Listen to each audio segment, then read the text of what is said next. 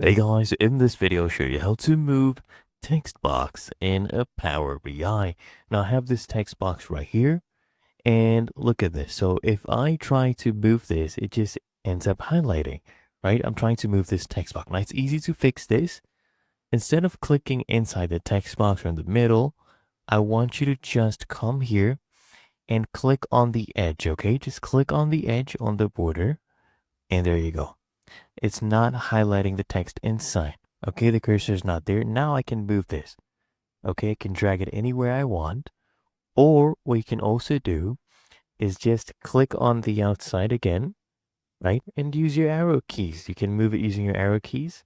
And another way to select this is actually by holding the control button and the arrow key on your keyboard. As you can see right here, it is highlighting these visualizations. I can just use my arrow keys and now I have highlighted this one. And now I can go ahead and move this. Okay, so those are the three different ways, but otherwise it's really that easy and simple.